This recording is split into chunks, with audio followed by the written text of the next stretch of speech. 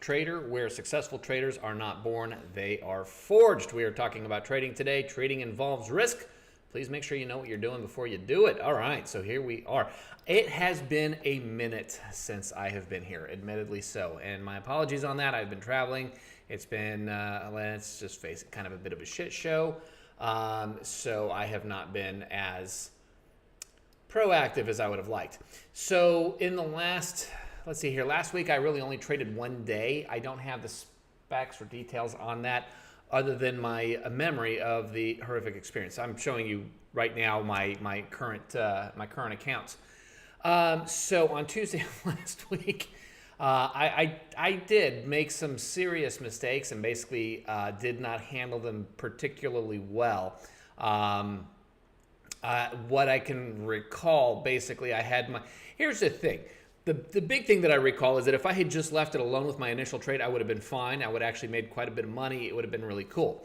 That's not what happened. I chickened out, and I actually ended up reversing my trade multiple times, and then I ended up scaling up, adding more contracts, doing all of those things that I know I'm not supposed to do, and kind of turned it into a bit of a shit show. So at the worst point, I was down about $1,200 by the time I finished trading for the day, which was several hours in.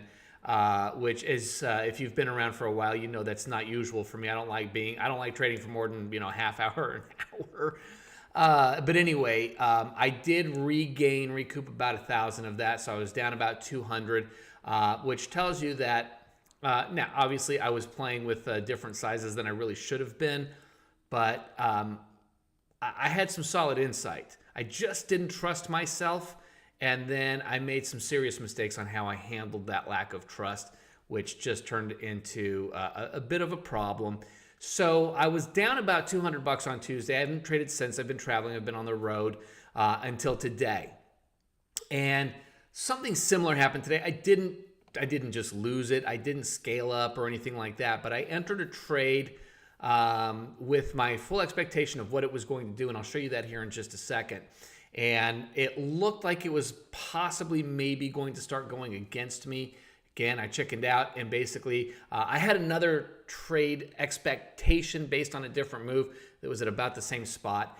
And so I thought it was going to go the other way, so I got out of the trade. I didn't reverse it. I didn't enter the other direction, but I did get out of the trade for about a $45 loss per account. And then it did come back down and start moving in the right direction again, which was down, which was it was a short play. And I got in at a significantly less favorable entry with also about a $45 loss that I had to overcome. Not that I was trying to overcome it. That's not part of the trade plan, but that was a factor. And as you can see, I ended up about 270-ish, depending on which account you're looking at. So the actual trade, the actual win, which was on my 3 micro contract trade, was about a $320 profit. It would have been about a $470 profit if I had just stayed in the trade originally and not second guessed myself. So I guess that's really kind of the lesson, is I continue to second guess myself, and I know that that's something that I'm struggling with. So I'm trying to fight through that, and well, it's definitely a struggle, but we're working through it. We'll get there. We're gonna get there. Okay, so let's take a look at the charts. Oh, God, the sizing on this is absolutely not right. But nonetheless, let's pull this baby up. Okay, so this is the chart that I was actually trading on. So you can see my short entry here, and I closed it here. Oh, you can, look at that. You can see the arrows. So for just a small loss, right? And then I entered here, which was not as favorable as my original entry there. I don't know if you guys, can you, let's see here. You guys can kind of see that, that little arrow dipping in right about there, right? When I hit that arrow, which again, my original entry was just like right here at 18,593-ish. And I actually sold at 18,568 the second go around. And then I took it all the way down to, 18,514.50. So it would have been about 80 points if I had just left well enough alone, but instead, I think it was 79 points even was what it ended up looking like. But where this came from, and the reason that I second guessed myself. Okay, so let's see, this is a 5 minute. Let's look at a 15 here. And so this was yesterday's gap. So for those of you who are watching and saw that that gap on Easter Sunday when it opened at 5 p.m., yeah, so we had that gap. We kind of tooled around there, and we, gave some of that back, and then we shot straight up this morning, leaving a big fair value gap right in here. So my thought process was that as we got deeper and deeper and deeper into these supply zones, we had much more likelihood of bouncing and coming back down. Now, this was the last one. This is also the most recent one from a 2-hour one from, I don't know, a couple days ago. Well, probably Thursday. Anyway, I don't know when.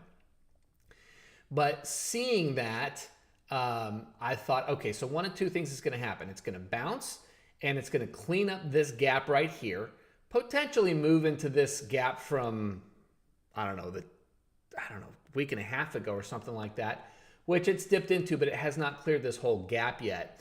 And or if it did clear this, my expectation, it was going to shoot up all the way up to this trend line that has now been serving as resistance instead of support as it had been all year long. So I got in here, and it looked like it was going to come back around and poke back through. It didn't, but I ended up second guessing myself, took the second entry, took it down basically to the bottom of the gap down here, and picked up a $320 win per account, per account, which left me with about a $270 up on the day per account on those 10 evals. So I've managed to get a little bit closer. I am at the high for these evals, which let's get back to that. There's got to be a better way, right? So, I'm sitting at 51.1 on all of these, 51 almost 6 on the one that was where I did not get the trades copied on my very first trade because I set it up wrong. So I'm plugging along. Look, I'm not quite where I wanted to be at this point, but the reality is that I'm really using just one piece of information. I'm really just using the supply and demand zones with a little bit of fair value gap. And that's really all I'm looking at. So what this means is that the trades that I see, they're all pretty big, bigger probably than I'm comfortable with, which is part of the reason why I think I'm struggling with maintaining that those decisions, why I'm second guessing myself. But yeah, I mean, you can find smaller moves within that, but the reality is, you see these supply zones and these demand zones, and you're kind of bridging the gap in between. I'm not finding a 10-point move. I'm finding an 80-point move. And, what that means is, of course, that the risk is higher. It means that I'm playing a smaller position. And that's really something that as I continue to progress, I will continue to adjust because I'm going to be throwing other pieces of information into the mix as I continue to work on my fundamentals, on my foundations. And the idea here being able to find some of those smaller moves that are maybe 10 or 20 points, still looking at a 2.5 to 1, 3 to 1 risk reward ratio so that if something does go against me, it doesn't hurt so bad. I can get out of that in one trade and then some. And so that's really where I am. The traveling the last couple of weeks definitely put a damper on some things. It kind of killed my consistency, killed a little bit of the momentum, which I'm sure had an impact on that decision-making process and second-guessing myself. But again, I'm recognizing it, I'm working through it, and hoping that the rest of the week I start to see some movement in more of a confident direction. But the process is continuing to work, continuing to move things where they need to go. I'm not necessarily going to set a target rate to try to finish and pass these evaluations. I think that that's the kiss of death. At least it is for me. So I'm just going to let it roll. If I get $200 or $300 a day, great. If I take a loss one day and recover the next day, great. I'm not worried about it. I'm not in a rush. I'm not on a timetable. So I'm just letting this thing progress and unfold the way that it's just naturally going to do so. In my opinion, at least for me, that's the best way to roll. So anyway, I hope this has been fun and enjoyable for you guys as you watch me go through the motions and the emotions as I go through this process. But again, I'm Gates Adams here at The Forged Trader, where successful traders are not born, they are forged. I appreciate you guys. I love you all. God bless. Have a wonderful rest of your April Fool's Day.